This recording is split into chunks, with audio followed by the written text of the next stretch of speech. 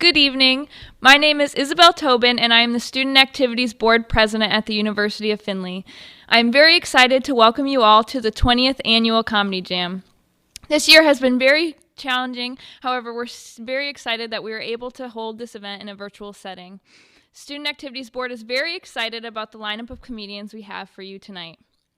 I would like to thank our sponsors, WFIN and WBVI radio station, and the Bistro on Main, as well as Fairfield Inn by Marriott.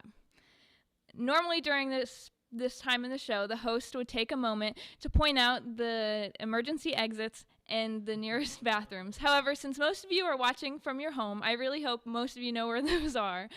I guess I'll leave the jokes to the comedians. And with that, I would like to bring Jaron Myers to the stage. Thank you. Enjoy the show. Okay.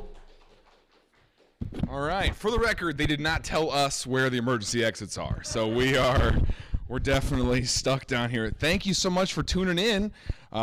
There's no light to indicate which camera's on, so I'm just going to keep looking around. This is 2021. We're here. We made it, and after the year we had, my management was like, we got to start this year strong, Jaron. Where do you want to start? Do you want to go to Los Angeles, New York, Chicago? And I said no. Findlay, Ohio is where I would like to start. I would like it to be in a basement at a college campus that is definitely 300 years old and haunted. And I want it to look like a living room. I sure would love to have a guitar or just a random guitar and a fireplace. No fire. I don't want a fire. That's a hazard. But I would love like a Party City tablecloth dangling down from the fireplace, and then some little tea candles because we're going to do a little seance thing later. Very excited about it. So I'm just excited to be out of my apartment. I remember when we were stuck inside for like a year? That was super fun. There was a moment when you realized it was real. I don't know if you remember. I don't know if you can think back to March of 2020. It was 8 years ago, right? And there was a moment where it became real. And I'm going to talk I'm talking to the cameras, but also the people in the room. If you can think back to, because when your brain switches, we'd heard about it, it was like a thing that was happening in different countries. It was happening far away. And then they were like, listen, you're going to have to stay in your apartment, right?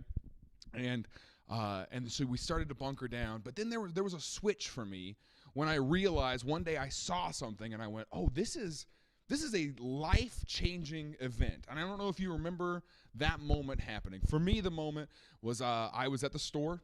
Remember when people were buying all the toilet paper? I was at the store and I saw a fist fight at a Target. I know, that was the moment for me where I was like, at a Target? I was like, that is Walmart behavior. If they're coming for Target, this is real, all right? That was the moment. And so I drove home from Target thinking, I think this world is changing. And then on the side of the road, side of the interstate, there's a Waffle House next to my house, okay? And Waffle House was closed. Now, I had to pull over, okay? Because that doesn't happen. If you know anything about Waffle House, which up here in Ohio, they've got them. I made sure. I don't go to places where they're not, okay? And so I made sure there was Waffle House because Waffle House does not do that. They don't close. Like, it takes actual disasters for Waffle House to close. And I'm not exaggerating. That's not a joke. That's not like they're always open. It takes literal disasters. I grew up in Tornado Alley, all right? F5 tornadoes. Waffle House open the whole time. They do not care. They're swirling around. There's things flying through, and Waffle House is like, come on in, darling. You're good. Come on. Yeah. Like, they don't care. It's so true that FEMA, which is the Federal Emergency Management Agency, right? Cameraman's nodding. He knows. FEMA has this is 100% real. You're at home right now. You're watching this on a computer or a phone. Whichever one, use your other device to Google this real quick, okay? Because it's called the Waffle House Index. It's a real thing that FEMA has. I'm not making this up. Why would I come to a basement of an old school to lie to you about Waffle House, okay? They have a Waffle House Index where FEMA, the Federal Emergency Management, like a government entity, determines how bad damage is in an area after a storm by whether Waffle House is open or closed. Code green, Waffle House open, serving their food. Code red, somewhere in a government building, there's an intern that busts through a door, says code red, and everyone in that room knows, oh no, waffle down. You understand? Do you understand what that means? Right? And they say it's because Waffle House is more prepared for disasters than anybody else, so if Waffle House is hit, that means it's really bad, right? But if you think about just that sentence, right, because that means that Waffle House is more prepared for an F5 tornado than they are for a standard health inspection, okay? And I think what it is the people who work at Waffle House look out the window and see a hurricane, and they're like,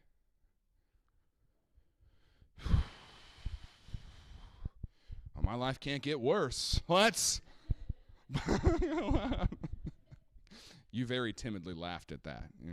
I feel a little tension from the camera girl over here.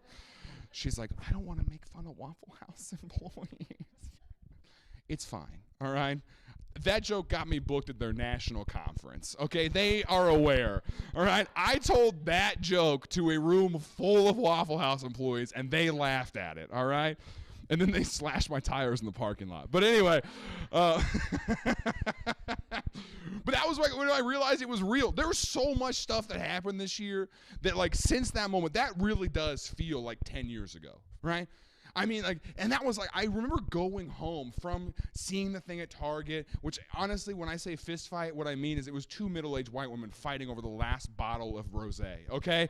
Like, I thought I was going to watch Tammy shank Sandra, you know what I'm saying? Like, I was shaking. I went home, like, I realized this is something that's going to, and so we started watching the news every day, and then it just seemed like one thing after another happened. There was so much stuff that happened last year that you don't even remember any of it.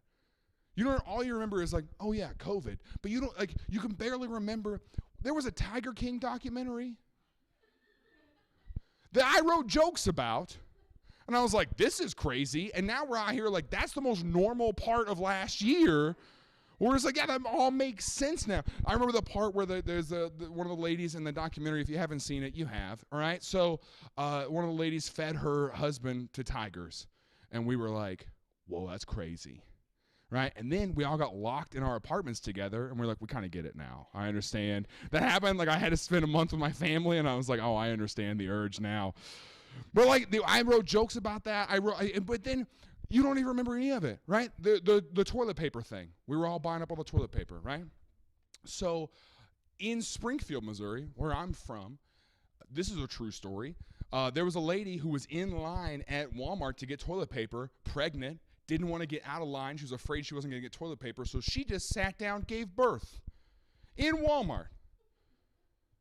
Do you think I'm making it up? I'm serious. It's like, it's a real, every other year, we would have made T-shirts for that kid, you know? Every other year, we would have had Facebook polls going, like, what are we going to name the Walmart baby, you know? This year, just another thing, you know? In October, the government straight up told us the aliens are real. Did you know that? Yeah. It came out, and then we were all like, okay. That's how traumatized we are. What? I don't know. There's just so many things that happen that it's just hard to keep up with everything. And then now we're here, and we're trying to go forward, and doing comedy right now feels like you're at a Starbucks, and a fight breaks out behind you, like an all-out brawl. And I'm just like the middle-aged mom still leaning over the counter like, yeah, but I'm in a hurry. Can I still place an order? You know, like, can we still do this thing? When Starbucks by my house reopened, that was the best day of quarantine, because I was going a little stir crazy, like, you know, get stuck in my apartment for weeks, and I'm the kind of person, I'm very social. I like to be around people. I like to make jokes. I like to socialize, and so when Starbucks reopened, that was the best day of my life, because there's two entrances to get inside. So the first day, people are fine, like, they're like, you can go out, and people were like, we'll do it. You know, so they were like, so the parking lot's packed. All right, it went from like total lockdown to like, okay, I guess we're out here now. And I went and hung two signs. Starbucks by my house has two entrances. I hung up two signs that said, please use other door. Yeah, because it's COVID. You know, people walk up to that first one, they go, oh, okay. When they walk around that whole building and see that second one, I thought I was going to watch a middle-aged lady bust through the door at Starbucks, right? Because nothing's going to get between Catherine and her pumpkin spice. That was the best day of my life. I was going crazy in my apartment. I was sitting there. I was having to come up with like pranks to do. I started putting notes on my neighbors' cars because I have a ground floor unit, so I'm just looking out at the parking lot, right? So I started putting notes on my neighbors' cars that just said, "Sorry for the damage." And then I just sit in my apartment looking through the blinds like some kind of crazy, like just, I watch them like look all over their car. That brought me so much joy. Right? There's no damage. You're never going to find it. But that's in there for the rest of their life. They're just like, this car's damaged somewhere. That's funny. This is what I did, you know? Put notes on people's cars. Went to Starbucks and did that. I mean, like, one of my favorite pranks, you can do this too. This is a socially distanced prank. Please take notes. I'll go to Chick-fil-A or a establishment. You guys got Chick-fil-A's here, right? Which that's an intense thing of their own. They've got it figured out over there because they shut down their lobby and they're like, we don't even need buildings anymore. We just need 5 lanes and a parking lot, and we can hand out some chicken sandwiches. They got it figured out. You'll pull up there, and a kid will just come out and hand you food, and you'll be like, I didn't even order yet, and he'll be like, God told me. And you're like, oh, okay, right? And it's exactly what you wanted. I don't know how they're doing it, but it's incredible, right? So I'll go to Chick-fil-A. You order a large drink and then get an extra cup, right? Just an extra cup, not an extra drink, a cup with a lid and everything. And then tape it to the roof of your car. Are you with me? You understand, okay? And then just drive around because people are passionate. You'll be stuck at a red light and someone's leaning out. Hey! Hey! You left your drink on the roof, right? You got your windows down. You're like, yeah, dude, we're number 1. Yeah, right? If you're a bad person, just leave a dog leash hanging out the trunk, you know? Okay, camera girl judging me again, all right? I didn't say put a dog on the other end, all right? Just the leash. I was excited to get out of the house, man. I flew up here, flew to Detroit, drove down, had a layover. So I'm just in the airport. And here's the thing I think about life in general is that it's really easy to get sucked into your phone. And the thing about this year, too, like we were just locked in our apartments, and now that's a normal thing for your life. I keep saying apartment, right? You knew I lived in one, but like I keep saying it because I assume that everyone is not a homeowner that I'm talking to. But anyway, so you're locked in your house, and being isolated is becoming a normal thing, and it's really easy for that to be like a normal mode of life where you're like when you are out in public, you get isolated and sucked into your device, and so you miss what's happening around you. So I'd really encourage you that as the months progress and as we are able to go outside more, take a moment, look around, because like there's things happening around you that will bring you joy. Right? I'm a firm believer that what you're looking for in life is what you're going to find. Like if you're looking for things to be against you, if you're looking for the world to fall apart, it's there. You'll see it, right? But if you're looking for opportunities to speak life into somebody or to encourage somebody else or see something happening around you that brings you a moment of joy, that's also there. Like I was in the airport and there's a girl who's late for her flight. So she is running, all right? And she's got an emotional support dog. And that dog is one of those tiny ones, you know, that you like carry with you and stuff. And it's on a leash, it's on the ground, and its legs are real short. And she's sprinting, and that thing ain't keeping up, right? Because she's running, and that thing's just like, yep, right? Which half the people in this basement is just 3 people. 3 people are laughing, and then there's the other 2 that are like, oh, that poor dog, right? And the 3 people are my kind of people, okay? And so all I'm saying, you can sit here and be like, this guy's kind of a bad person. That's 2 dog jokes in a row. But listen, I'm just saying that dog is going to need its own emotional support animal later, okay? You have to get multiple support dogs.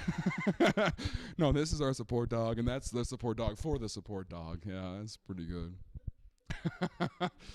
It was a tough year to not be married, I'll tell you that. It was a real tough year to be a single dude who has 2 cats, you know, because you're just hanging out at my apartment all day. I was getting so bored I was cleaning the microwave a couple times. I don't know, when's the last time you cleaned your microwave? I did it twice in one day. That's how bored I was getting, right?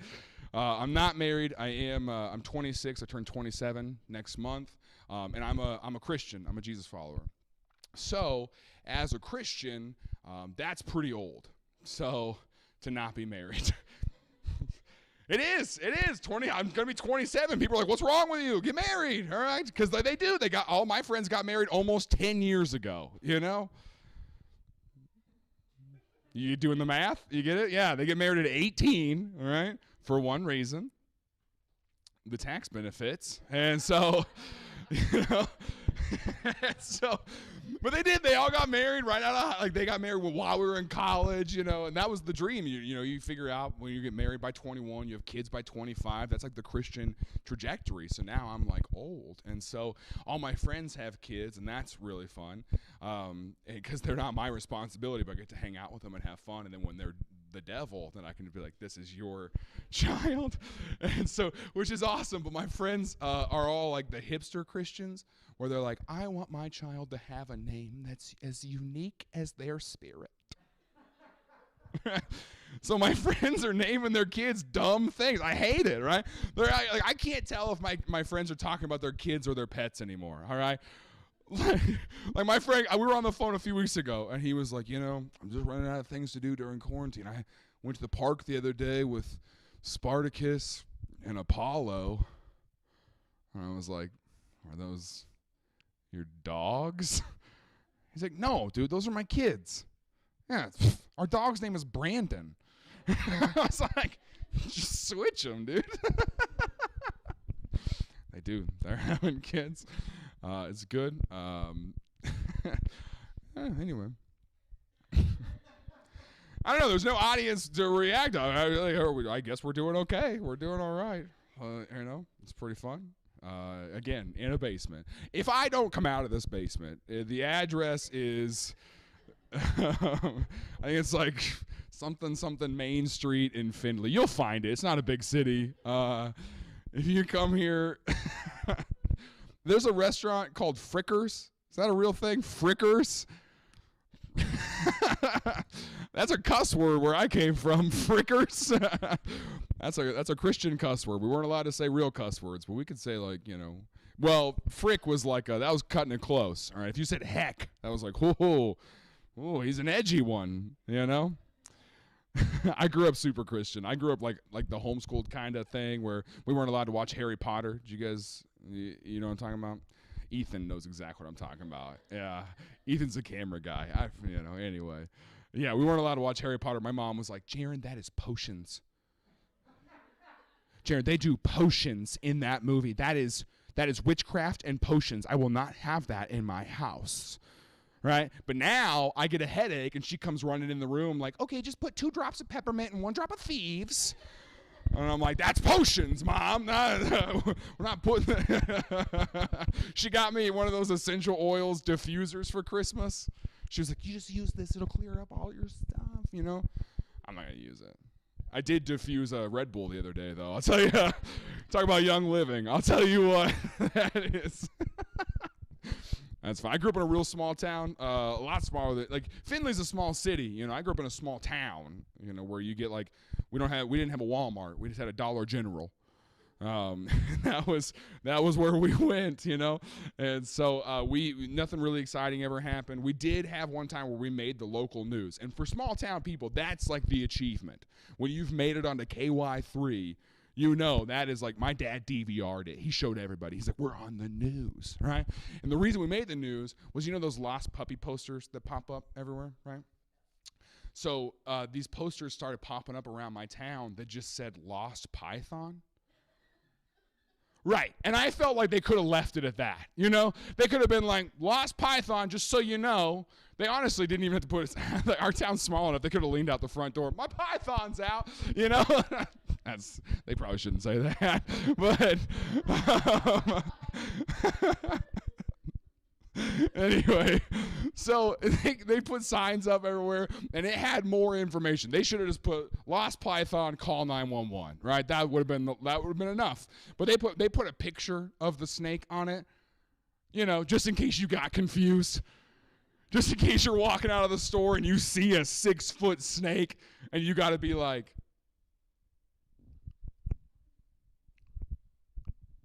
is that the one from the poster? I don't know. It doesn't have a collar. You know, like, and then they also put on there, they said, if you see the snake, please don't approach it. I was like, no, we also got that. Like, I don't need instructions, right? I feel like they put that on there because they knew there'd be some guy from my town who'd be like, oh, this is why I learned the clarinet in the 6th grade. You know, he'd be out there in the back of his Ford Ranger, just right? He's out there like, I'm gonna wrangle this thing back into the Chamber of Secrets. Sorry, Ethan. The Chamber of Secrets is a. That's all right. You'll catch the VeggieTales version, man. You're good.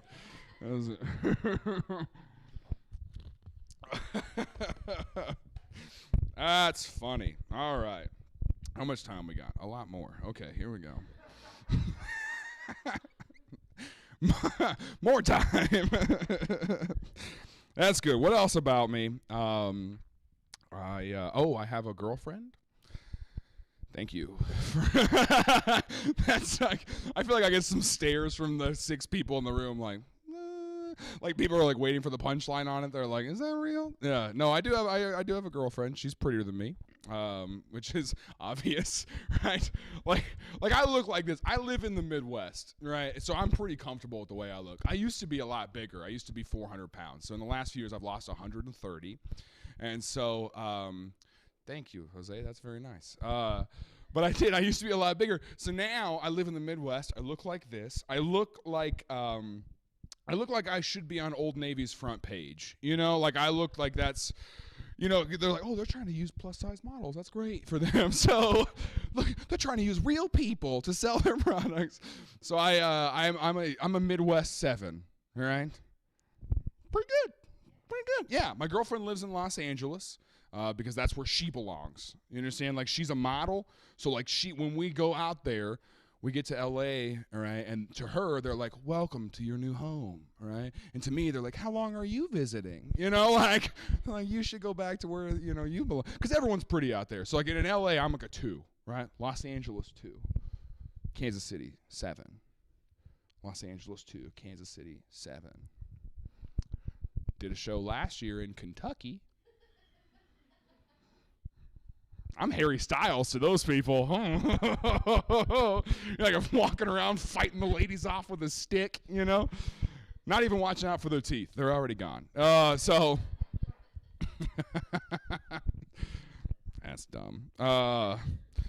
And offensive to people from Kentucky, but you know, they're not watching this. They don't got internet. So they're that's the beauty of doing live stream shows, man. That's pretty good. No, my girlfriend's been into this true crime stuff. I know, just people behind the camera, people watching online. There are 6 people, and 5 of them are women. So we're playing to a specific demographic audience tonight. Are you guys true crime fans? True crime people? Yeah, Abby's giving me a thumbs. I knew it. When you walked in, I was like, this girl knows how to murder someone. All right? Because that's what it is. It's like they're taking notes, man. Like that's what, and I don't understand the fascination. You're really listening to like stories of like girls your age being brutally murdered, and you're just sitting in your car like, good thing it's not me, you know, like I don't know, it's weird, but like my girlfriend will just drop casual information. We'll be like watching a documentary and I'll be like, oh man, she'll be like, I think they put the body in the river. I was like, well, that wouldn't make sense, it would float. And then she goes, well, not if you puncture the lungs. I was like, you said that too fast. You didn't even pause, right? There was no like, oh yeah, let me think about it. It's just like, no, I know what's gonna like. That was too fast. Like Google it, you know. Give me a second to. I didn't like that. I'm saying if I don't get out of this basement and I go missing forever, you should give my girlfriend a call. She's got something to do with it. All right, watch. That's pretty good. Oh man. Well, oof. That took up 2 more minutes. Man, these online shows have been super fun. Really, I'm just grateful to be doing comedy.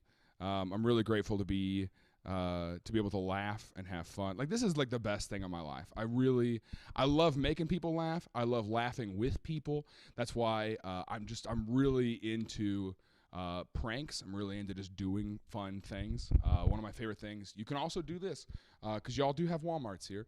You can go to Walmart. They sell photo frames, right? You can change those pictures. Did you know that? You can just go to Walmart, put your own pictures down the whole freaking aisle, and no one stops you. At Target, they'll stop you. At Walmart, they don't care. At Walmart, an employee will walk up and be like, do you need help doing that? Yeah, I do, man. I do need help, Brian. Thank you. And you just put your own picture down the whole aisle. Somewhere, I'm on somebody's mantle. Just a picture of me on someone's mantle. That's pretty funny. Okay. Anyway, hey, I don't know if I'm supposed to do this. I'm going to play this guitar. Let's see if you're even able to hear it. You guys give me a thumbs up if this is going to work. Hey, it's in tune. Let's do this, huh? All right. Thank you for coming to youth group tonight. We're going to do some worship. You good? You can hear it. Okay. I'm actually going to do a love song, if that's all right with y'all. So, did you say boo? We have a studio audience of 6 people. And so right now we've got like 15% that's out. They're like, all right, no, well, you better get on board. I'm going to do it anyway, so. All right, this is a love song. It's for someone special in my life. So if you're at home, cuddled up on the couch, maybe this is your date night. If this is how you're spending your date night, first of all, thank you for tuning in. This is a good Saturday night. So this is for you. Here we go.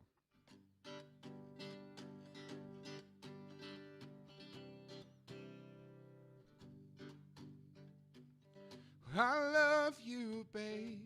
I copied your post and got it framed. It's hanging on my bedroom wall. And I'm not ashamed that you're 43 and I am not. Okay. It's just a number after all. 'Cause she picked me out of all the other emails she received. She opened mine, now we're together. I'm more excited for forever. Just me and her daughter, who she didn't mention in her ad when I found my girl on Craigslist. Okay.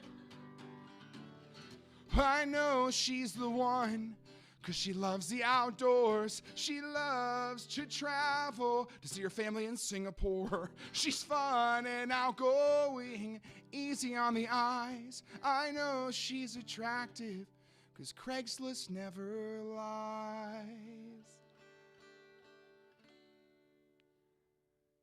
Yes, it does. Right, Ethan? You know. Well, it might be awkward, 'cause your daughter graduated before me. I'm sorry. And I might become her dad. Love is about making sacrifices, and I'm okay with that. 'Cause she picked me out of all the other emails she received.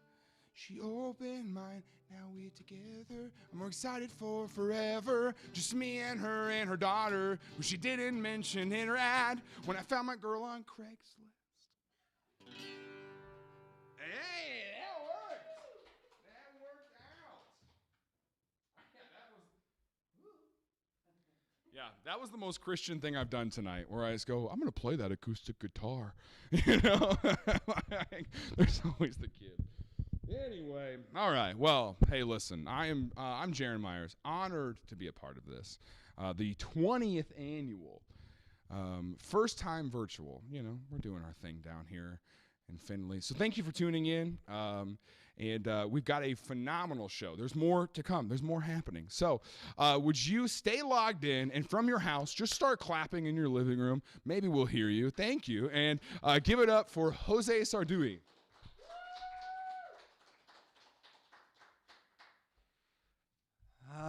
Jaron, so freaking good.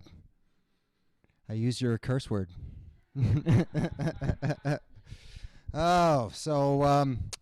you are watching and you are confused and thinking, oh no, Jaron introduced the wrong guy, my name is really Jose. I understand. Everyone's like, that clearly is a Jason. This is They have messed this show up already. I get that all the time. My name is Jose, and nobody believes me. I used to live in Texas. Went to meet a woman's family. The dad opened the door, and he was like, "You're Jose?" Woo! We thought you was going to be like a real Jose. I was like, what? What did he think was coming to the door? Like some dude with maracas? Like, I'm here to date your daughter. Okay, limbo across the door. I don't know. I thought maybe that was just the South, but I used to live in Philadelphia. A lot of different cultures up there. I met a Puerto Rican guy. He's like, "What's your name, man?" I go, "My name's Jose." He's like, "No, papi. Your name no can be Jose." I'm like, "Yes, it is. I was born in Cuba." He's like, "You look like a policeman." The worst is now I live in Los Angeles, and I want to find a Cuban restaurant, so I do. I go to that Cuban restaurant, and everybody that works there is Mexican, because that's the predominant Hispanic culture that's there. So they see me alone at the table, like, "I come back and explain the menu." And then I feel like I got to be extra Cuban. So I'm like, "I got it. Arroz con frijoles y maduro, por favor." And they're like, "Oh, okay, the guy from immigration, the guy from immigration." Then everybody scatters. So you're not alone. I'll do shows all over the country. I'll go to some small town in Kentucky that's got one Hispanic family. They all come to the show. "Finally, a Latino comedian has come all the way to my town." What is that guy? Is he like a vampire Latino? Is this Twilight on Telemundo? What's going on? I don't know. That's really my name, Jose. Last name Sardui, and that doesn't help. Nobody knows what that is. I was at a show, and this lady yelled out, "Sardui, that sounds like a sandwich." And I was like, "It can be. You got a friend?" Sardui. She didn't get it. She's like, "Is it a good sandwich?" I'm like, "It's not bad." It is a Cuban name. I was born in Cuba, raised in Miami, so I'm a good swimmer, obviously. That is a stereotype, if you didn't know. That was a stereotype. I did not know that was a stereotype till I went out for the high school swim team. And the coach is like, "Sardui, where's your name from?" "I was born in Cuba." "We're going to win state this year. We got a Cuban kid now. You're a captain. Do you have cousins?" I was like, "Obviously, I have cousins. I'm Cuban." And I don't know if all Cubans are good swimmers. I just know that if there had been Cubans on the Titanic, everybody would have survived. That would have been a way better movie, too. People running around, "Oh, there's no more lifeboats." Two Cuban guys, "We don't need no lifeboats. You take this piano, you put it in the water, you can put 16 people on that thing." I actually saw the movie Titanic. I saw it when it came out in theaters in Miami, which was an experience. There's a part when the boat's sinking, the band is playing, guy's got a big cello. Cuban 3 rows down, just can't take it anymore, yells at the screen, "That thing in your hand, it floats!" The guy with the little one, he gonna die. He not gonna make it. So it's good to be here in Findlay. Love it. Like Jaron said, we're in a basement across from the Holiday House. It's very festive outside. I think that's just a family that got criticized for leaving the Christmas lights up so long. They're just like, "Let's do every holiday." And then people are like, "Why?" And they're like, "For the foreign exchange students. That's what we're doing it for." It's not because we're weirdos. No, but it's good. I looked up Findlay, Ohio. I always like coming to Ohio. I love aviation, so I love the argument that Ohio has always had with North Carolina, right? They fight for the names and the motto. Right? North Carolina, Kitty Hawk, first in flight. And Ohio's like, "Oh, no, you did not. The Wright brothers worked here. We're the birthplace of aviation. How you like that?" I love that. I love that battle. Let's over something like that. I looked up the town of Findlay on Wikipedia, and it's a short read. No, actually, there's a lot going on here. I looked up the school, and there's nothing to make fun of at this school except your equestrian program. I've never been to a school with so much horse stuff going on, but it's like, well, what kind you got? We got English and Western. I didn't know that was the thing, that there was English and Western. What is Western? Like, do the horses like, they love pickups. I don't know the Western style. The English, I'm like, there's English equestrian. So those horses, they don't speak any other languages. So, yeah, venga acá, caballito. Like, what is he saying? I don't know. But just play along. We'll get some tea and crumpets. I did look at the course requirements for equestrian, and some of those classes and some of the stuff that's written could be something else. That's what I love about it. Right? There's Western pleasure. That's a thing. And it's like, oh, that sounds dirty. That sounds like a dirty thing that you guys are teaching at this school. And I thought, oh, that's going to be the only dirty one. No, there's advanced reproduction techniques. That's a class at this school. That's like a Kama Sutra class for horses. That's advanced reproduction technique. I actually looked into what it was, and it's a big glove. And all right. I'm going to keep the original image. That's what I want. That's my Finley joke. Wrote that today. It's been an interesting year. I learned a lot about society and people in general. Number one lesson this year, ninjas are not real. That is a made-up thing.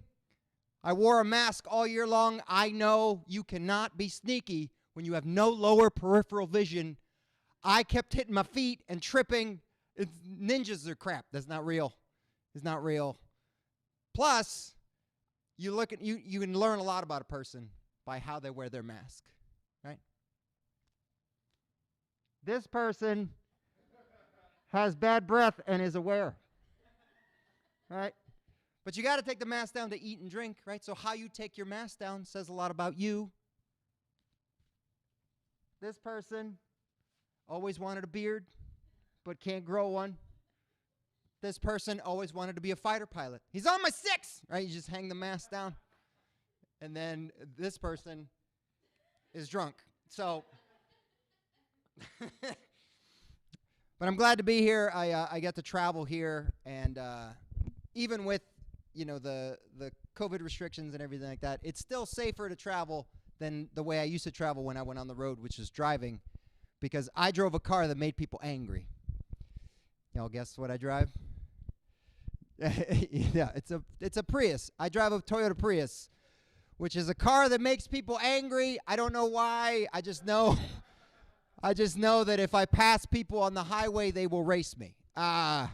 Nobody likes to get I passed an older lady in a Cadillac. She's like, I love Jesus. Oh, no, sir. Took out her teeth to race me. Just gets weird reactions as a car. I pull up to a red light, and this muscle car pulled up next to me, and he's like, brum, brum. Like, are you serious? You ready for this engine? You want to hear my engine? Wait, let me turn down NPR. You ready for this engine, sir? Here we go. Bring, ding, ding, ding, ding. It's a small world after... My car shoots flowers out the back, okay? I'm not racing you. Gets odd reactions. I know it's not a tough car. I know because I've hit many animals with it. And they're all okay. I hit a deer down in Texas, and I clearly heard it go, what the hell was that? Some bit me, Bambi. Some bit me. Why am I covered in flowers? I actually did a show for Toyota years ago because my 2007 Prius died in 2015 with 389,941 miles on it. Yeah, I drove it back from Japan. And they found out about it at the show. I did a show for Toyota, and they were like, that's really great with your car. Do you want to do a commercial for the company? I was like, I would love to do a commercial for the company. For the Prius? They're like, yeah, for the Prius, except could you be nicer to the car in the commercial? I'm like, could you fix some stuff on the car? They're like, what's wrong with it? Oh, I don't know. Could we toughen up the horn a little bit? Just a little. Like, you ever heard a Prius horn? Ha! Ha! It's like a happy dolphin. I can't use that in traffic. It's behind a guy. The light turned green. I went, ha! He goes, no, we're not going on that. It's worse when you hold it down like, hey, someone is killing a banshee over there.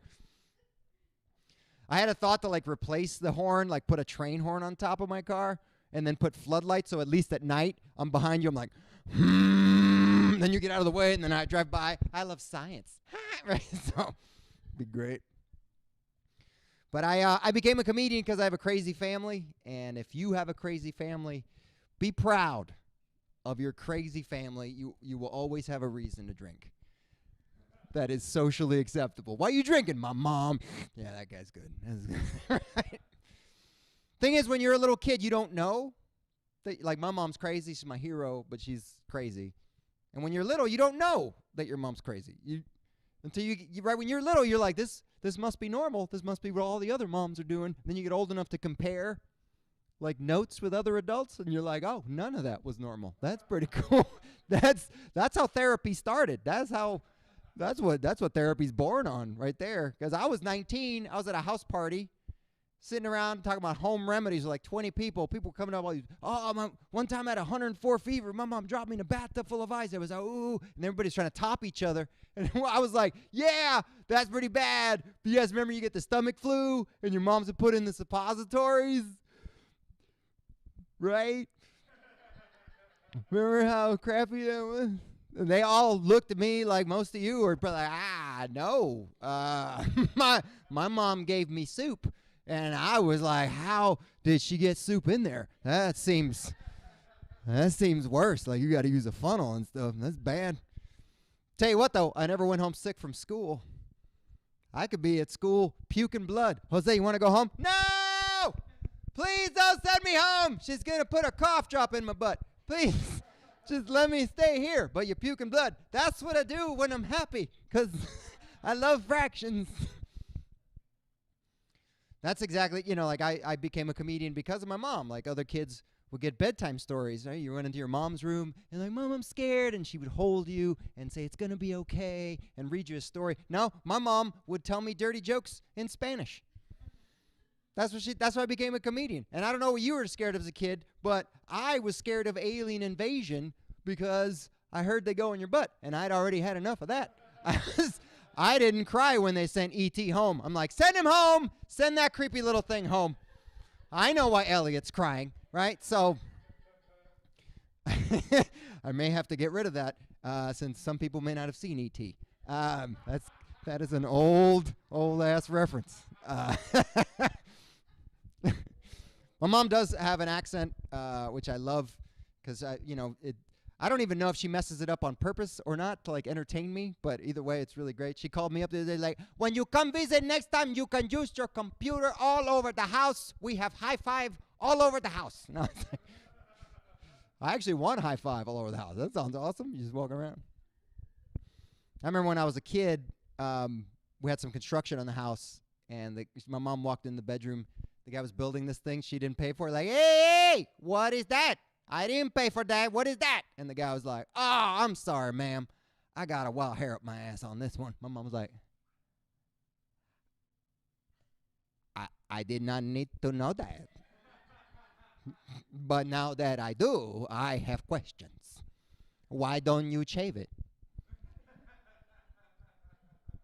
Does it go in and tickle you? Like, diggy, diggy, diggy, diggy. My mom was very fascinated with the butt area as a kid. Best part about that story is she followed him around the house the rest of the construction project, and whenever he went to sit down, she put newspaper. Like, please, sit on the newspaper. It's really good for wild hair. Wild hair love newspaper. They learn about current events. My family's interesting story. We came from Cuba when I was a little kid because my dad was a political prisoner. My dad actually protested the government in Cuba, and we got deported from Cuba to the USA. And I have Mexican friends that are like, that's a good deal. Who gets deported to the United States? I'm like, I know. I can't even pitch. That's usually how we get in. If you don't understand that joke, at least now when you watch Major League Baseball, you're like, that's why there's so many Hernandezes. because there's Coast Guard in the Caribbean right now. You made it. Can you pitch? No, go to Haiti, play soccer or something. We don't. It's a tough life. But my family's very patriotic because America took us in. My dad, I remember recently we were watching the women win the World Cup, just me and him on the couch. He's yelling at the screen like we're at the stadium. Like, come on, son, USA, USA. It's not just for Jews, Dad. It's for everybody, right? Well, my dad, we all were very patriotic because of that. Here's how patriotic I am, y'all. I am a vegetarian, but I love Kentucky Fried Chicken. Like, I don't even eat it anymore. I just support it. Because it was the first meal we ate out. We were so poor when we got here, we couldn't eat out. So the first meal, we got Kentucky Fried Chicken. My dad went all out. He got the bucket of chicken, got the biscuits, the gravy, right, the mashed potatoes. But he also bought the coleslaw. And if you've been eating coleslaw your whole life, you may not know this. It is disgusting. And there's people right now who are like, no, it's pretty good. Yeah, and when you're in equestrian, you don't smell that you smell like poop. You can get used to awful things if you just do them all the time. I don't know who thought that would be a culinary delight. You know what this salad needs to be? Let's make it wet. Let's make a wet salad. Should it be clear wet? No, let's make it snotty wet. See, people still eat it.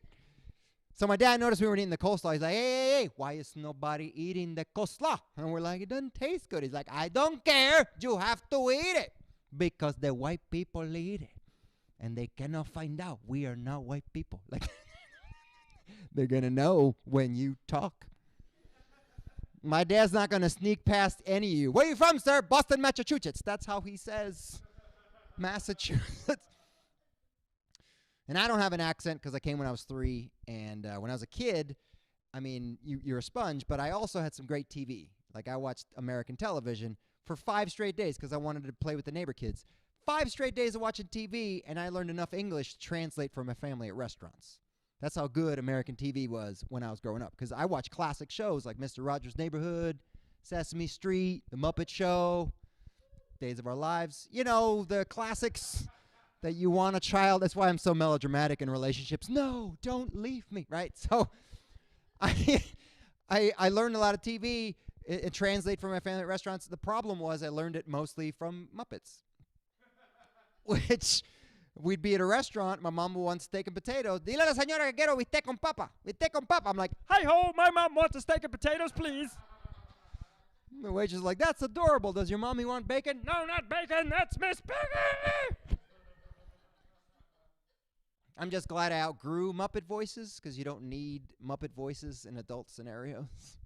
You don't want to get pulled over. You know how fast you were going? Herd a bird, a herd, a bark, bark, bark. That's how you end up in the back of the cop car. Animal don't like handcuff. It's just not good in adult scenarios. You don't want to be in the bedroom in the height of passion and then go, me. That's how you end that relationship. But my dad loves American culture. He has a big movie collection. It's all American movies. He loves movies in English. And he noticed me and my friends like to quote movies, so my dad started trying to do it. And the best part about my Cuban dad quoting American movies is you will never know which movie it is from the quote. He doesn't know, he doesn't get it, doesn't know how to do. Like, I tried to show him classic movies so he gets some easy quotes. I tried to show him like Dazed and Confused, right? Matthew McConaughey's breakout role, you know, all right. But I was like, I like that movie. Okay. No, that's you're using a different word. That's a different. You chose a different word from what is in the movie. Showed him Star Wars, The Empire Strikes Back. Luke, I am your father. He's like, Luke, who's your daddy? What? No. You're mixing 2 genres. You're mixing sci-fi and porn. That's not how you do it.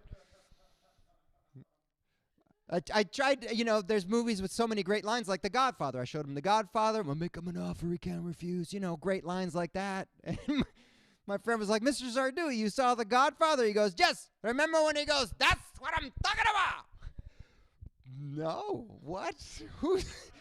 What? Was Scarface in The Godfather? I watched it again just in case I missed it. I did not miss it. It's not in there. That line is from Dazed and Confused. But if you're looking and dazed and confused for someone going, that's what I'm talking about, you're not going to find it there either, because it was said by Slater, the pothead, when he was talking about how George Washington believed in aliens from other planets. And he said, that's what I'm talking about, man. And my dad got, that's what I'm talking about, in The Godfather. I don't know how he puts these things together. I just know that now I want everybody to yell that when they're happy. Something good happens in your life, that's what I'm talking about. You know what I'm saying? I'll give you an example. I was at my buddy's house. I had to use the bathroom.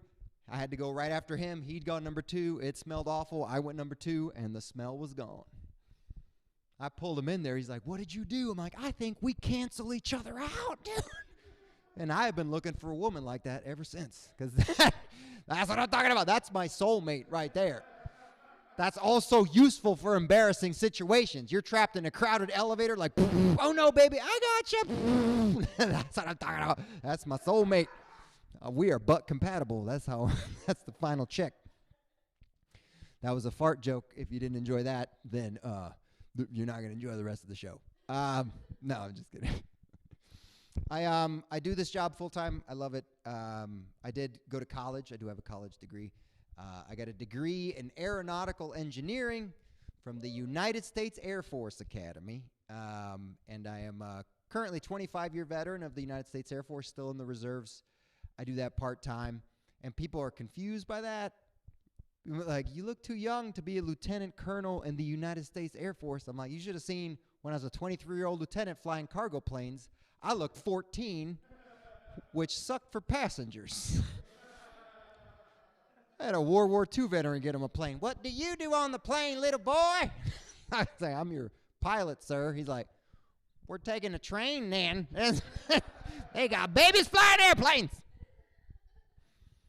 But I do have a degree in aeronautical engineering, which I try to use all the time, and it backfires on me. I was on an airplane with a lady, and we're sitting there. She finds out I'm an aeronautical engineer. I'm also an aircraft accident investigator. That's a job I've had, which always gets interesting questions. Like, Jose, what happened to that Alaska Air airplane? The guy stole it up in Seattle, did some loops, crashed it on an island. You're an aircraft accident investigator. What do you think about that? And I was like, I think landing is hard. Right? Or what? That movie Sully, is that true? Right? The miracle on the Hudson, plane crashed in the Hudson River. Everybody survived. Jose, what do you think about that? I was like, I think those pilots were surprised.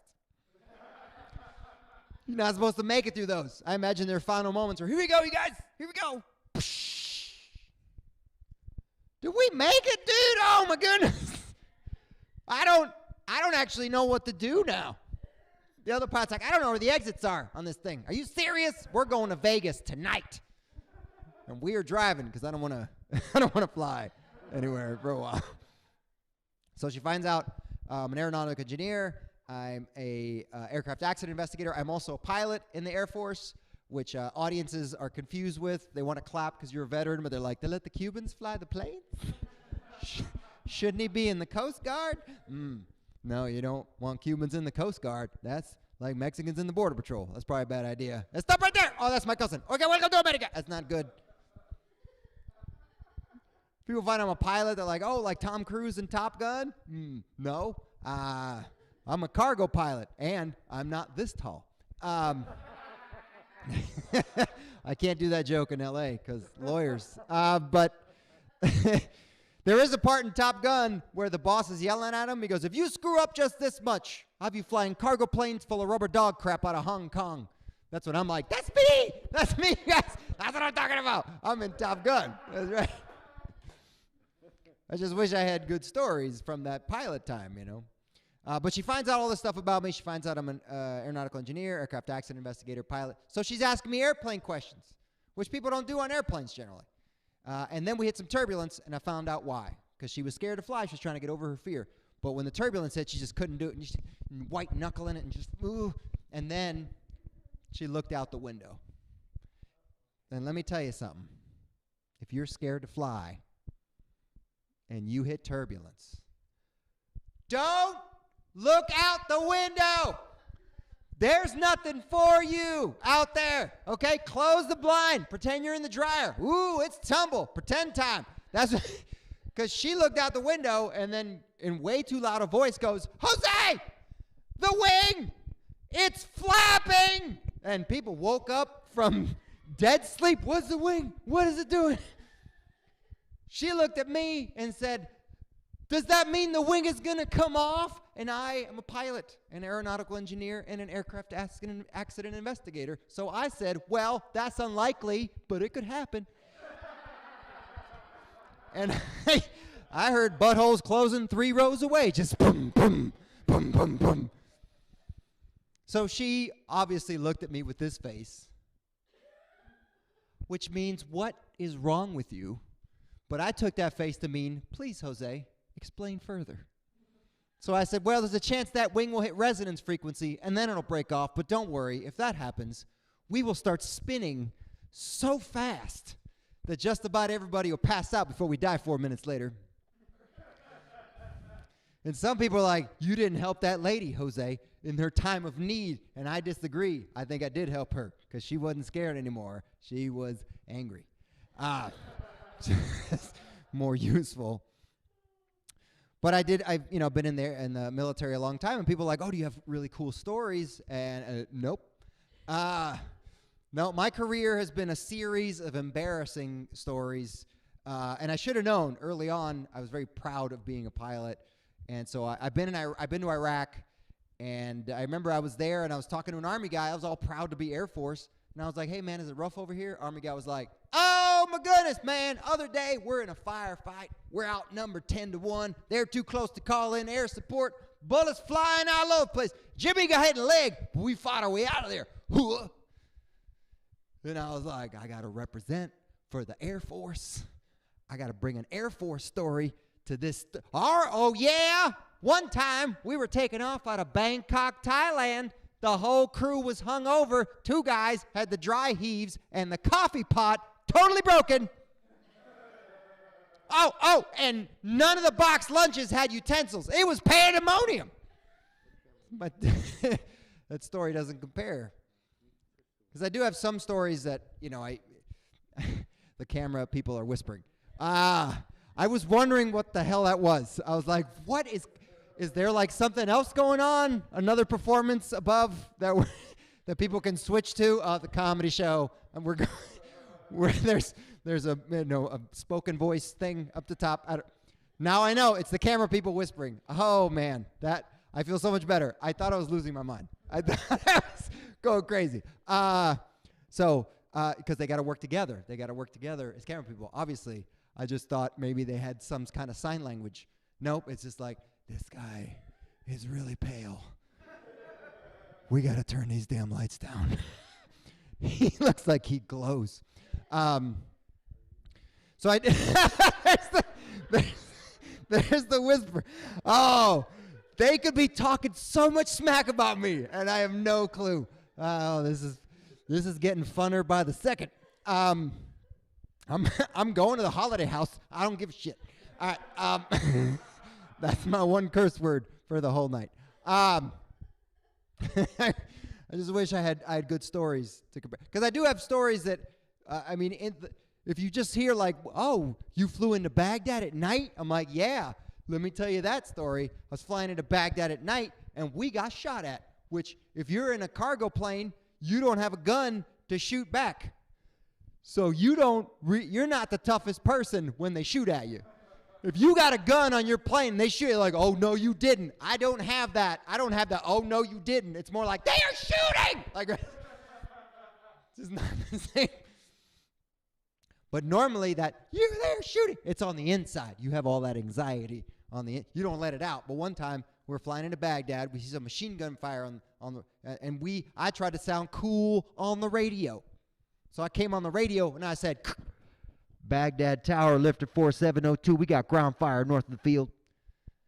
Sounds pretty cool, right? They said, 4702, stand by. Did he just say stand by? Like I'm on the phone with Sprint or something? Calls me back a minute later, 4702, don't worry about it. They are celebrating in town tonight. They're not shooting at you. They're shooting their guns in the air. And I was like, well, that is a relief, except I'm in the air. I yelled that over the radio. So I didn't sound cool in the end. That was the problem. I did learn a lot being in the military. I learned some important lessons for life. I'll tell you one that I take with me everywhere. I was flying to Thule, Greenland. We were taking supplies up to Thule, Greenland, which is in the Arctic Circle. It's the North Pole. It's like right next to an iceberg. Like the runway's white, the markings are red. I land and all this ice goes everywhere. It's a 300,000-pound cargo plane. Just taxiing it around at like the slowest speeds, I thought it was going to slide into a ditch. So I'm using every ability that I've been taught to steer. And I knew it was bad because we put the ramp down and our first crew member stepped on the ice and immediately, whah, bah, right on his back. And we were like, everybody, we got to be careful. We got to be careful. We don't want to be that guy. We all walked in like somebody needs a Zamboni this entire area. But I get in there, my head's already pretty big. Like, I just landed in this, and I taxied that giant airplane. I'm like, feeling pretty big on it. Like, I may need a kickstand for my head. It's so big. It's just whoosh, right? We get there, and the guy behind the counter goes, hey, who landed the plane? And they all pointed at me. They're like, the LT, that's what they call lieutenants. The LT landed. And he's like, hey, man, I've been working here 15 years. That's the best landing I've ever seen. And I was like, oh, no. Shh. That head kept growing. I was like, I'm going to need lube to get it through doorways. This is shh. So I am the most confident I've ever been in my entire life. I saunter up to the guy at the counter, and I'm just confidence just oozing out of me. And I said, hey, man, thank you very much. Hey, listen, I really love penguins. Where can we go to see penguins? And he goes, South Pole. Oh, shh. Like, some of you didn't know that when you could have gotten caught. What I learned was, don't be cocky. You'll look stupid eventually. So I do love telling the stories because people don't know much about the military, and so I get to educate them. That being said, I get a lot of dumb questions, and if you have dumb questions, please bring them to me. I love dumb questions. It's so good. I love dumb questions, especially the ones that start out sounding kind of smart and then end dumb. That's my favorite. Like somebody came up to me like, you flew cargo planes? I was like, yeah. He's like, when you were did you ever air refuel behind, like you get up in the air and you're behind another airplane and you get gas from a tube? And I was like, yeah, we used to do that. He's like, when you were up there, did you get out and talk to the other pilot? Like, I'm in the Air Force, man, not Cirque du Soleil. What do you think, we string ropes? Like, I'm coming to see you, Bobby. I don't know. My favorite dumb question ever, I've gotten this a few times, and I'll give you my favorite example. So a couple years back, I'd been in the Air Force 22 years, and I was in Boise, Idaho. This older lady comes up. She's like, you've been in the Air Force 22 years? I was like, yes, ma'am. She's like, my neighbor's son just finished boot camp in the Army. He's stationed in Georgia. Do you know Jimmy? Maybe. What's Jimmy's last name? Smith? Oh, Jimmy Smith. That's going to be hard to find. So now I just make stuff up. At that point, that's the first time I did it. I just made stuff up about Jimmy. I'm like, Jimmy is a good kid. That he can drink a lot, right? And she's like, he's Mormon. I'm like, you lost another one. Sorry. Your rules are tough. So I do love doing that. People are like, oh, do you have any stories that are cool from your time in the military? And I'm like, well, I have a story that sounds good in synopsis. Like the synopsis sounds good, but the actual story, not so good. Like I prevented an international incident. Yeah, sounds impressive. Just wait. So we were flying to Dakar, Senegal. It's West Africa. We were taking supplies to the embassy there. And we get there, and I don't know if you were there at the time. Probably no one in this room. But but if you were there at the time, maybe you know this, you could not make big purchases on credit. So anything over $5,000, you had to pay cash, which is not a big deal until you have to refuel a 300,000-pound cargo plane, which came to 75,000 pounds of gas, which was $114,000 that we had to pay cash. So who do you think they sent in with the money? Did they pick a crack squad of Marines or Navy SEALs or maybe some Army Rangers? Nope. They decided to send in First Lieutenant Sardui, who had gotten a B- in hand-to-hand combat. That was their first choice. And I thought they were going to give me a silver case like in the movies with the bills all tight. Brr. No, they hand me a Nike gym bag with like a broken zipper on it with $114,000 in it, just loose, like I had robbed a bank. They're like, go pay for the gas, LT. I was like, meh, by myself? You should know that I got expert in the M16 rifle because the dude next to me was nearsighted and kept hitting my target. It's 35 out of 40 holes to make expert. I had 47 holes on my target. They were like, you're really good. I'm like, yeah, I make bullets go in and back out and back in. I'm a magician is what I am. So like, oh, you want backup? We'll get you some backup. You get the lieutenant from accounting. So the lieutenant from accounting was too short to be a pilot. That's why he went into accounting. You know how short you got to be where they don't let you be a pilot? This stool could be a pilot. So they give me this little dude, like, that's my backup. Okay, well, you're not going to see us again. So they're like, we're kidding. We're going to give you some real backup. We'll send in the Ravens with you. Now, the Ravens are security forces personnel in the military that go to austere locations to protect the aircraft. And if you don't know what security forces are, these are people that join the military to shoot guns and blow things up. But what they actually do is they stand at the gate for 8 hours a day and check IDs. They hardly ever shoot their guns and never blow anything up. These are people that want stuff to happen. I know because one of them walked up to me like, hey, LT, we can't take guns in there, but don't worry. We got these extended batons in our sleeves. Anybody mess with you, we got your back. I was like, we're going to die. Okay. So I'm walking in, right? And I'm like, okay, I'm overreacting. This is an international airport. It's going to be fine. I walked in and I was wrong. We walk in, it's a dark room, there's one lamp, and it's swinging like there's a ghost. Me and the lieutenant from accounting have the bag of money between us. We look like Shaggy and Scooby coming into a room, like, we walk in, and I look over, there's two guards. I say that because they look like they were wearing Somali pirate starter kits as outfits. Like just holding the pants, sandals, AK-47s, terrifying, right? So I'm staring at them, and then from the back room, the deepest voice I've ever heard goes, what do you want? And we both went, ah!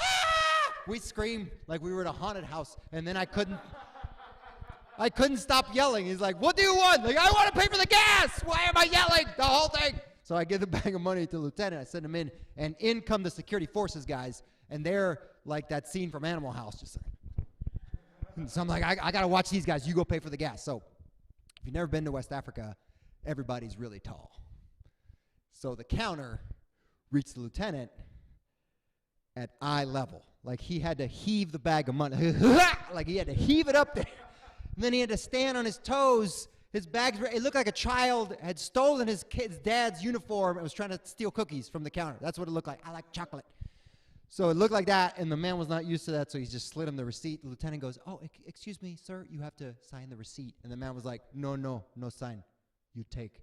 And the lieutenant from accounting said, you're going to sign it, or we're not taking it.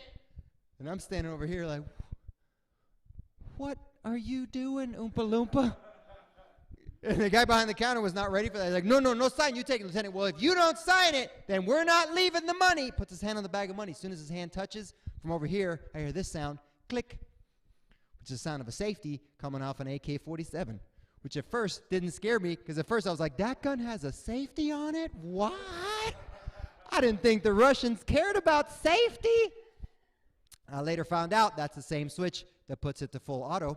So it's a tense situation, right? And what made it worse was the security forces guys are living the dream. They turned into like fight, like boxing or like a rap battle hype band, like, oh, yeah, it's going down tonight. Don't you let him talk to you like that, LT. Don't you let him talk to you. I'm like, can you guys be quiet, please? Let me remind you, you have batons. If I need you to lead a marching band, I'll call you. So I know I got to do something. I go over, I grab him by the collar, turn to me, and he knew something was up because I was paler than usual. And he goes, what? I go, just take the receipt with no signature. And he goes, fine, but I don't like it. I don't care what you don't like, Scrappy-Doo. Just take the receipt. So he grabs the receipt, and I'm dragging him out. I'm getting the security force guys out the door. And I'm dragging him, and I could see the wheels turning. He's like, how am I going to explain this? Back at accounting, we get right before he gets out the door, he looks up at the two guards, and he goes, those two guys have guns. So we almost died, and I lost a good pair of underwear because he was dumb. And that is how I prevented an international incident. Thank you very much for having me. I'm Jose Sardui. Enjoy Jay Black. You guys are great. Have a good night. Jose Sardui, guys. Wow. And honestly, we were just lucky that he was already in town. We got him on this show. He was already in town for the Andy Samberg lookalike convention. So we're just really blessed. And so he's doing a birthday as Tom Cruise tomorrow. So he's got a lot of gigs. He's on the road all the time. Hey, I looked it up, guys, on YouTube. We've got a good little group hanging out. It's not 2 people. It is 3. It's I'm kidding. There's a good number of people watching. So if you're tuned in, thanks for being here. It is time for the headliner of the evening, and we've had a lot of fun so far, and we're going to keep that going. So if you're at home, make some noise, get a popper, jump up and down on your couch, do whatever, and give it up for Jay Black.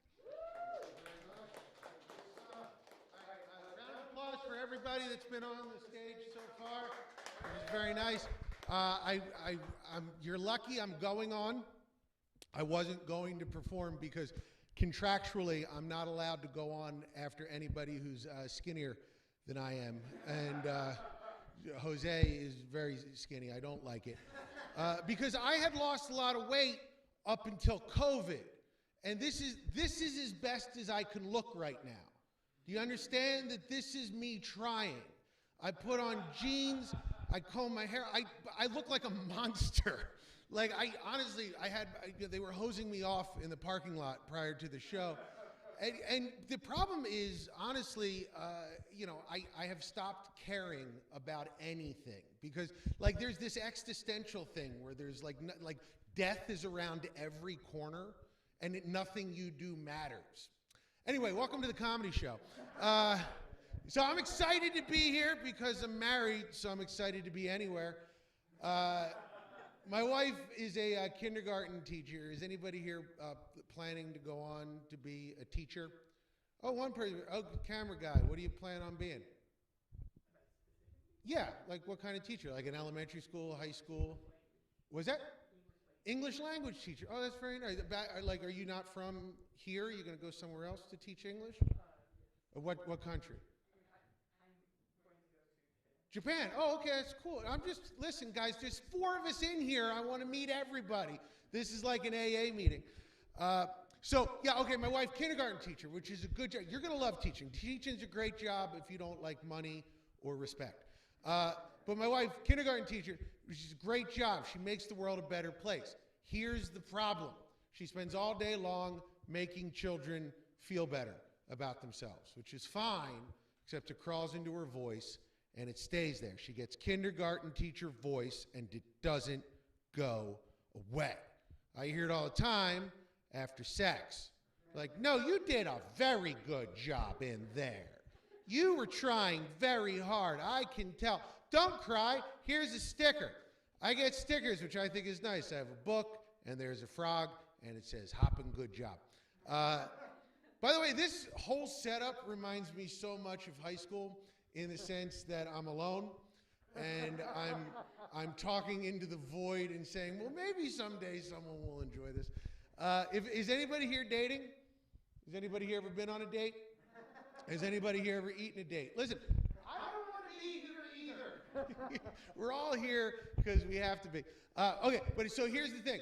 Dating people, here's my advice to you. Never have the conversation, how many people were you with before you were with me?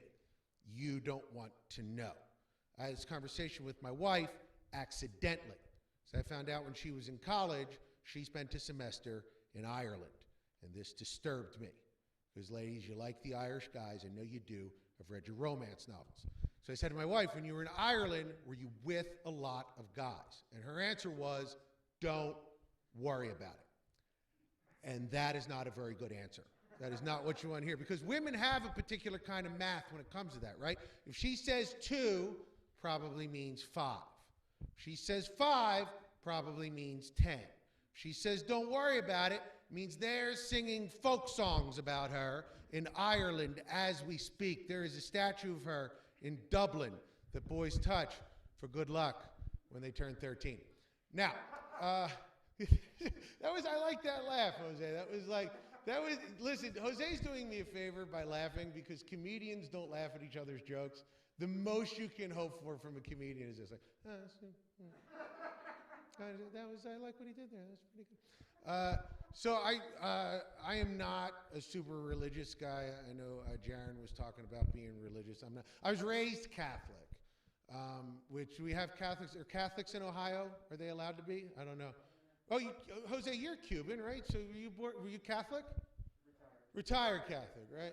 See, because if you've never been to a Catholic church, it's exhausting going to a Catholic. Sit, stand, kneel, sit, stand, sit, kneel. It's like aerobics. I sit in church and I say, Father, as long as we're doing this anyway, let's play a game with it. Let's say Jesus says first. Wouldn't that be fun? Jesus says sit. Jesus says kneel. Now stand. Ooh, Billy. Jesus didn't say stand. You're going to hell. I know it seems arbitrary. That's just how we roll. Now, our Pope, Jose. We have a Pope.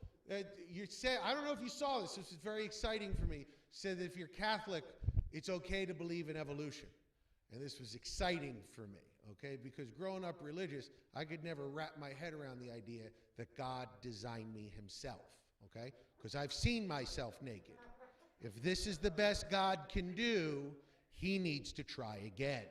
Really? Is this what God intended? Hair coming out of a nipple? Is that what He wanted? How about farts? Do you think He intended on those? Do you think He was up in heaven going, hey, you know what we need every couple of seconds? That's what we need. And by the way, thank you for not getting offended at that. I had a woman in the front row once go, that's disgusting. I'm like, what, you don't fart? She's like, no, I'm a Christian. It was like, did I miss something? Do Christians not do that? Do they just hold it in until they die and let out one 45-minute fart at the end? Is that what happens? Like, what's wrong with grandma? Oh, she's just a Christian. That's what happens. So I'm told that this is like a super conservative area. I think AJ said this. Are you guys political in this room here? I like how you just mention politics and everybody looks around like, no, don't. It's a rough time because people are getting. See, because listen. I'm a nothing. I know some of you are Democrats and some of you are Republicans. I can tell from your haircuts. Here's my question, though. Why be anything? They're all terrible people. Can't vote for him. Voting Democrat in this country is like voting for a prostate exam from a doctor with cold hands and no lube. Voting Republican is like voting for a prostate exam from a doctor with plenty of lube, no arms.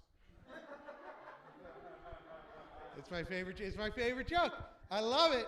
Because everybody in the room is like, well, then how would he give? Oh, no, okay. No, I see. I thought he was turning right. He turned left right at the end. That was very good. So I guess the vaccine is coming, right? My wife got vaccinated. Anybody else get vaccinated yet? My wife got vaccinated because she's an essential worker because she deals with children. I'm a comedian. So we did the math. I'm getting my vaccine June 23rd, 2027. It goes, it's circus performers, then it's pet alligators, and then me, Jay Black. I'm the last person to get it. Listen, here's the thing about politics, and it's our fault because we live in a democracy and we pick those people out, okay? Every time I look at our Congress, I think if those are our choices, we should not have the right to vote. The American experiment has failed, ladies and gentlemen. Here's what we should do. Every member of Congress should be picked out the same way we do jury duty. Random postcards in the mail. Right? Like one day you just walk out your mailbox, you're like, crap. What? Well, apparently I'm Speaker of the House now. I have to find a way out of this, Helen. I have no choice. I think for anybody that's been paying attention to the act, it's obvious that my act has a message, and it's this. I am against terrorism. Now, here's what I love about it. Like, two of you laughed, and then this whole section of students just were looking around like, that's not what his act's about. Is that what's happening? A lot of these are jokes. But I will say I'm against terrorism because I'm a hero. And here's the reason why. It's because every time a terrorist tries to take over a plane with something, I can't bring that thing on a plane anymore. Right? Nail clippers. You can't bring nail clippers. Remember that shoe guy? Now I got to take my shoes off. Hair gel? What the hell? Just saying terrorists at least once work with us. Try to take over a plane with a crying baby. By the way, this is not a real baby. I know that Jaron was doing dog jokes earlier, and people were getting mad. This is a pretend, fake baby, and I'm not advocating for it because you do that, and you get like people are like, oh, you shouldn't use a baby as a terrorist device. I understand that. Just joking. By the way, how many people still knowing that it's a fake baby kind of want me to stop shaking the baby so much? Right? Imagination does that. Everybody's like, oh no, the baby. When you have a baby, I don't know if you know this, there's a person in New Jersey whose whole job it is, and this is true, I'm not making any of this up. We had a baby, and a woman came in from the state and was like, I'm just here to tell you, you're going to get angry with the baby. Don't shake the baby. No matter how mad you get, don't shake the baby. And I'm like, okay, good advice, but why do you need to do it? Right? Like I asked Liddy, like, has there ever once been a parent that went, oh my God, that's what we were doing wrong? You know, it's, don't shake the baby, even in the face. Okay, listen. So the flying thing. I did lose weight. I swear to you, I lost weight before this happened. Because prior to the COVID thing, I was flying all over. And in this world, ladies and gentlemen, you don't need a scale to tell you that you're fat if you fly. All you need are the eyes of the other people when you step on to a Southwest flight. If everyone with an open seat next to them is looking at you like, it's time to drop a few pounds. Listen, I don't mean to make fun. I was on a plane. There was a woman next to me. So much of her was on me. We hit turbulence, and technically, I cheated on my wife. Again, it's a joke. I feel like a lot of you. There's a chart later that I can show you to explain it. Some of you are afraid to fly. If you are, I urge you not to be, unless you're on a flight with Jose. In which case, be very afraid. But no, because it's a safe form of travel. And if you're afraid, I have advice for you. Here's what you do. Next time you get on a plane, look around the cabin for douchebags. If you see a douchebag, relax, okay? Because God doesn't kill douchebags. Have you noticed that? They live forever.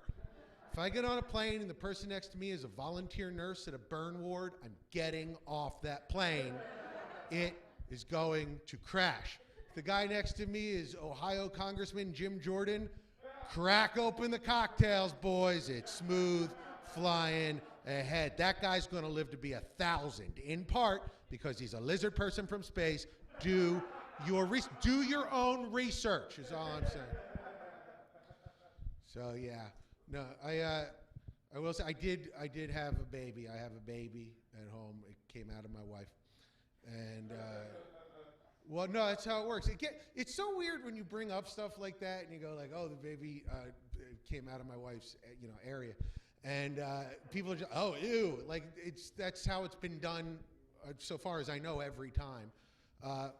But it's, do you guys, you have kids? You have kids, guys going to Japan? Oh, AJ does. But here's my advice to you. Have some kids. Okay, do it tonight if you can. No, I'm joking. I'm joking. When you're ready, next semester. But it's fun. It's so much fun for you. For the girl, it hurts a little bit.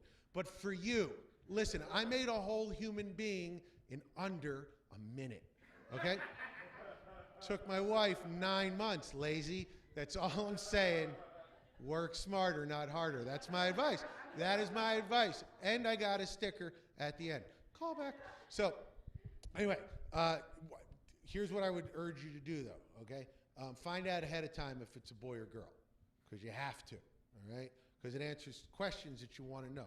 Not little questions, or not big questions, little questions, right? Like, do you paint the bedroom blue or do you kill yourself? Little questions. But, by the way, guys, it's a joke. I know the girls get upset about that. I was scared of having daughters, and I'll tell you why. Can you all see my lips? They're enormous and they're red, right? Looks like I'm wearing lipstick even though I'm not. These are what we call prison lips. Means that if I were in prison, I'd be popular. I'm not saying I'm happy about that. I'm just saying I would have a high cigarette value. Now, my wife, I don't want to talk out of turn. My wife has amazing boobs. My wife has the kind of boobs that could convert an atheist. Like, I don't believe.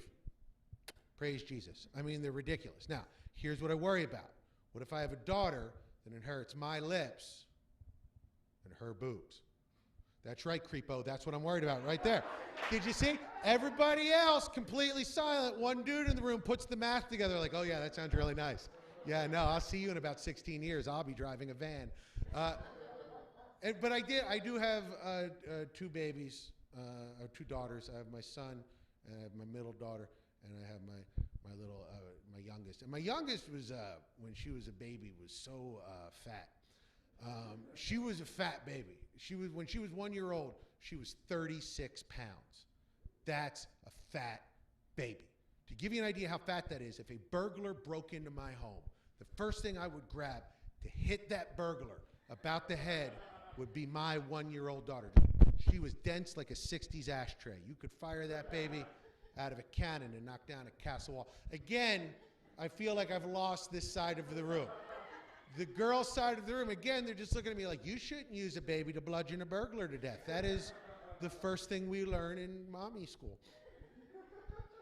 I should say I should apologize to the ladies. Ladies, I'm sorry. I am sorry. I thought you chose to be evil. But now that I have a 10-year-old daughter at home, I understand you are born that way. It is not your fault. I'm going to tell you a true story. It is a ridiculous story, but it's true. And to this day, it makes, well, here, let me just tell you. And at home, turn the lights down so that you don't get too scared. So my daughter and I are watching a movie, and in that movie, two boys are fighting over a girl. And out of curiosity, I turned to my beautiful 10-year-old daughter, and I go, honey, what would you do if two boys were fighting over you? And she thinks about it a moment, and then she begins to laugh maniacally. I'm like, what? She's like, Daddy, I know what I'd do. If two boys were fighting over me, I know what I'd do. And it's funny. Daddy, it's funny. I was like, all right, what would you do? She was like, I would wait till they were done fighting, then go home with a third different boy. Wouldn't that be funny? That'd be funny. And I was like, well, you certainly take after your mother. I have a son who's 13. He's here with me. And a couple of years ago, he was so cute. He didn't know what racism was, which I think makes me a good dad. Like, he wasn't even aware of the concept. And he came to me, and he was like, Dad, what's racism? And I was like, oh, son, that's when you don't like somebody just for the color of their skin. And I swear, he thinks about it in a moment. He goes, oh, like how I hate the Blue Man Group. And I was like, yeah, you're a racist. Get out of my house. Like, I had to. So I'll say this to you guys. This has been like this whole scenario. I tried to get out of it so many times. Like, I was like, I can't go to Ohio in the middle of the apocalypse. And I talked to Sharinda, who put all this together, and she was like, well, Ohio has kind of already gone through the apocalypse, so like we're prepared for it, right? So like there's no difference post and pre-COVID. Come on out. But I just want to say, Sharinda, you have done so well putting this all together. This is so wonderful. And the fact that you guys get to have a live comedy show, even though there's all this going on, I think that's a testimony to the school and the people that work here. And I'm happy to be a part of it. I mean, I don't know why I couldn't have done it at home. Probably could have just done this in my living room. Nobody would have known the difference. But it's cool. It's cool. I liked, driving all through Ohio. That's it. It's nice. My son he was driving with me, and he kept looking out the window, and he's like, is this it? And I was like, mm-hmm. And he's like, oh, well, all right. I guess they chose to live here. So I'll say this. If you're at home and you like what I'm doing, I urge you to please find me online. I have a website, jblack.tv. That's JAYBLACK.tv. That's the letter, then the color, then the thing that raised you. If you go to that site, my social media is there, but also there's a free CD that you can download. And by the way, if you can't remember jblack.tv, just Google me. You will find me. Couple of warnings. Warning number one, I'm not Jay Black, the singer. Look him up. You'll be like, oh, he looks good for 78. That's not me, different guy. Number two, far more important, I'm not Jay Black, the porn star. Now, okay, listen, Jerron, you're laughing. I'm not joking. Listen to me. He's a real guy. He's an African-American man who's in very good shape and who does things on film that will make you blind. You understand me? Now, how did I discover Jay Black? Not the way you think. Because after every show, I do a vanity Twitter search on myself, see what people are saying. So I put my name into Twitter, and somebody had posted a link, and next to that link, they wrote, Jay Black finishes strong. And I was like, oh, fantastic. Someone was at one of my shows. They must have videotaped it. Let's see what they uploaded. Click. You can't unsee what I saw. Do you understand me? I cried blood. I grew stigmata. That was just for the Catholics in the room. I'm excited about it. By the way, you may have noticed when I gave out my website, I did a little bit of sign language. That's because I'm trying to learn sign language because my wife's mom is deaf. So I'm trying to learn so I can talk with her. But also so I can see what my wife is saying about me. Because I watch and she goes really fast. And my name sign is this, which I'm told is a compliment. So I'm going to share with you some sign language I learned. I learned this the hard way. Everything you're about to see, real sign language. This, ladies and gentlemen, is hungry. See this? Hungry. This, shorter, similar, not the same, is horny. Hungry, horny, which is an important distinction to make if you're having Thanksgiving dinner at a deaf person's house. You don't want to walk in like, oh my God, I'm so horny, where's the turkey? Because then, just making sure everybody, because a lot of you are looking at me like, that's just what we call in Ohio, thank you. That's how we let you know it was a good turkey. How else are you supposed to know? We'll be done in a little bit. I saw the camera person checking the watch. There's 6 people in here. She was trying to be said. She wasn't rude. Just like, well, is he still going to be talking past 9:30? I'll be done soon. I've had to say that to my wife a few times too. I'll be done soon. Don't worry. Just you'll get back to TV. I am married, and I do want to say that I joke about marriage, but it's a lovely institution. Marriage is God's way of saying, hey, you're having too much sex, slow it down. Maybe sort some recycling. Won't that be fun? Do that for the next 35 years. You will argue, though, my wife and I are currently in an argument about cleaning products because I don't know. My wife goes on mommy blogs, you know, the mommy blogs, where like, you know, it's or Facebook, you know, and I don't know if you know this, those things are not written by scientists. So she'll go on and she'll get like weird obsessions, and her current one is about we need all natural cleaning products. We can't have bleach in the house. We need all natural cleaning products. So I've done a little research, so you don't have to. All natural is an old Navajo word that means doesn't work. They do not work. My daughter spilled slime on a rug. Do you think lemon pepper vinegar is going to get that out? I need industrial stuff. I need the stuff that made the Joker. Ideally, that is what I'm putting on my floor. And the irony of all of it is that my wife and I live in New Jersey. We breathe New Jersey air. We drink New Jersey water. Bleach is literally the safest liquid in my home. I give it to my children when we're out of juice. That's a joke. Relax. Bleach is expensive. So we call a side. We went sideways on that. We'll be done soon. I promise you. Now she's twittering. This guy's still talking. Jerron, you were talking about practical jokes. I have a good practical joke that I've been playing on my wife, and you can steal it when you get married. I know you're kind of an old maid because you're 27, did you say? And not married? Yeah, no, you should. Can I give you some advice as a married man? Give it another 27 years. Really, you don't need to be saddled down. No, it's wonderful. So here's the thing. Since my wife and I have been together, like since I knew that I loved her and I wanted to marry her, I've been doing this. Every time she bends over, wait. Japan guy was like, oh, it's getting interesting. It's not, and I'm not, just wait. Every time she bends over, I make a farty noise. I've never not done it. Every time. She's bent over, pick a sock. There's been times she's come into the room where I've been sick with the flu. She thought I was asleep. She's bent over to pick something up, and from the bed I was like, I've never not done it. We walk up a flight of stairs, and I'm behind her the entire way, the whole way up. Now, why am I doing this? I think it's obvious. Look at me. My lifestyle, I will be dead long before she will. And if my calculations are correct, she's going to be at that funeral. Something will inevitably fall.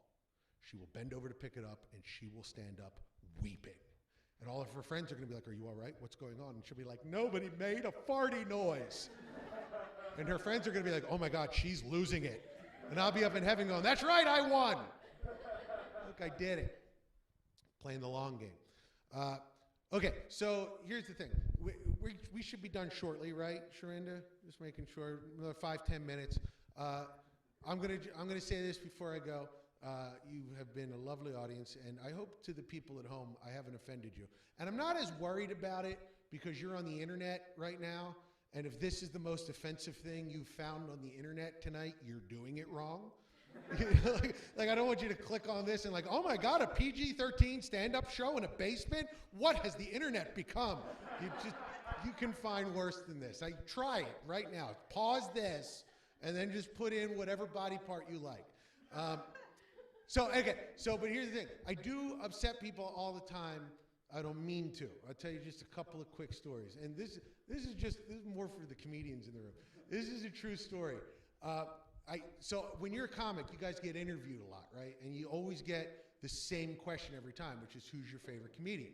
And I can't answer that anymore because my answer was always Bill Cosby. And you can't, like, just even mentioning it, everybody's like, oh, no. But we didn't know. Right up until like a few years ago, none of us knew. This is a true story. I was performing at Magooby's in, I guess that's Maryland. And it's a true story. I did a magazine article before the show, like 3 months before the show. And they just did all the, regular questions. And then during the summer, all that stuff came out about Cosby. And, about a week before the performance, I get a call from the manager of Magooby's, and they're like, what did you do? They're like, what do you mean, what did I do? It's like, we're getting a lot of complaints already. You're not even here. What did you do? Did you? And I'm like, I don't know what I did. So I looked at the magazine, and all of this is true. This is how dumb I am. The question was, who's your favorite comedian? And I wanted to answer it in a funny way. I was like, oh, Bill Cosby. I saw what he was doing and thought, man, I'd love to do that too. But we didn't know at the time. It just turned out that was the worst answer you could have possibly given.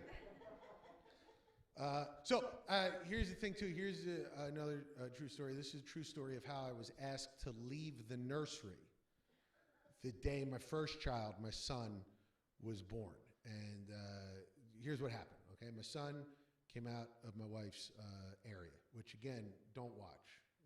It's the grossest thing. If you want to know what it's like, go to a bowling alley, watch the ball return. It's like that, but with a person. And other stuff, like an octopus. It makes no sense. None of it makes sense.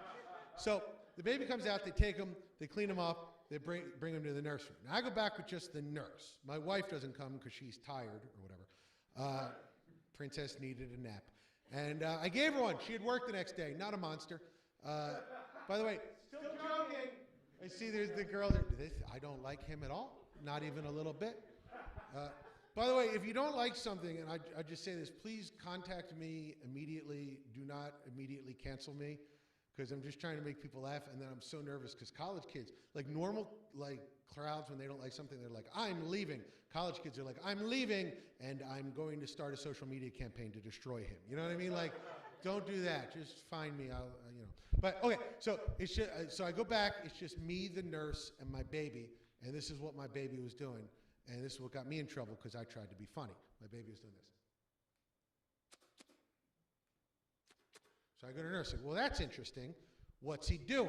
And the nurse is like, oh, you see, he's hungry. And when he can't get access to your wife, he turns to his hand. And I was like, well, I know all about that.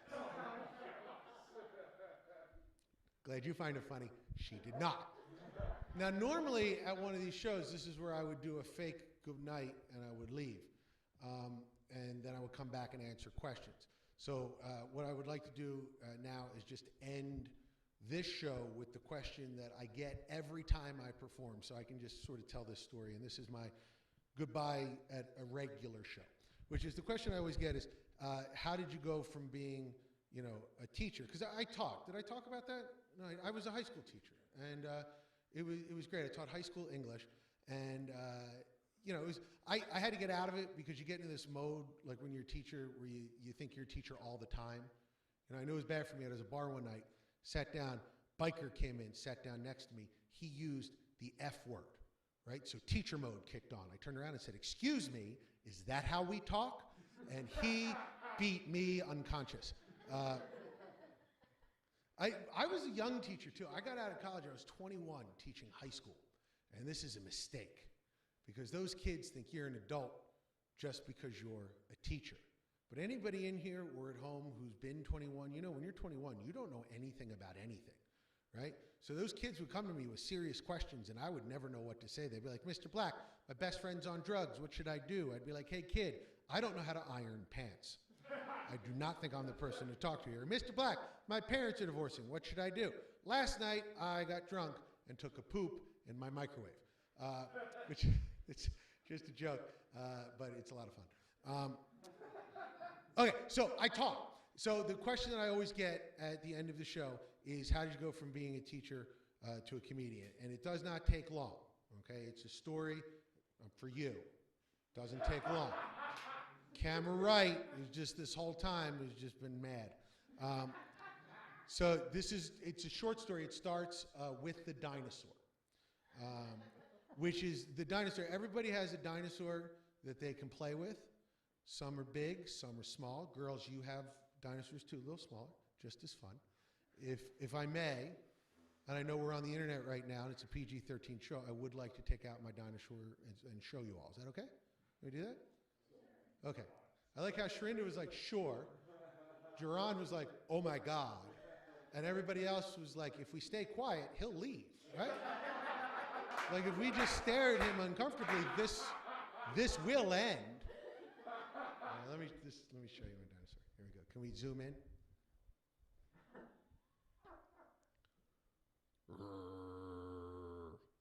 Look, there's two of them. Look, they're fighting. Now they're kissing. Too far. Okay, now listen. I have a very stupid sense of humor. I love the dinosaur. I will do the dinosaur all the time to make myself laugh, which, by the way, if you do it on a plane, no one will talk to you. Or, where are you from? Please leave me alone. Now, I taught high school, okay? And I would use the dinosaur to make the kids be quiet. It should be noted that I was a terrible teacher. I would always be like, you should be quiet, you're making the dinosaur angry. And the kids would be like, what is wrong with him? We should probably be quiet. Now, every school has a hot sub. Right? You guys remember, sometimes it's a boy sub, sometimes it's a girl sub. My school was girl sub. When I say this girl was out of my league, we weren't even playing the same sport. Okay, she was Major League Baseball, I was girls intramural cricket. So, which, do they even have that here? Probably not. I asked her for a date, and I was so excited. And this is a good, at a college, this is good. Always ask. You never know. I asked this girl for a date. She said yes. I ran back to my freshman class, and I was like, hey, kids, you know the hot sub? I have a date with her. Super inappropriate. Should have never told them that. Again, terrible teacher. So from the back of the room, pretty little blonde-haired girl, Noelle, goes like this. Mr. Black, when you're on your date, don't do the dinosaur.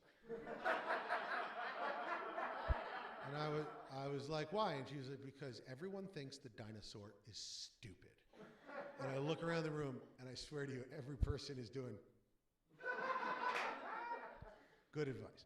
So we go on our date, and I would say the date is rolling at about a 3 out of 5. It isn't a 5 out of 5. It isn't a 1 out of 5. It's right in the middle. But then, midway through the date, Noelle's words come back to me. Mr. Black, don't do the dinosaur. Except, instead of sounding like good advice, it sounded like a challenge. Now, here's my second bit of advice, okay? The thing I don't like about dates or our interactions with anybody that we like is a lot of times we just lie, right? It's like, this is the best version of myself. Don't do that. You got to be yourself. Like, listen, I'm not saying if you have 5 nipples to show up at the date with your shirt off. I'm just saying at some point during the date, find the excuse to ask, hey, where do you stand on nipples? Scale of 1 to 5. Anything over a 3, you're golden.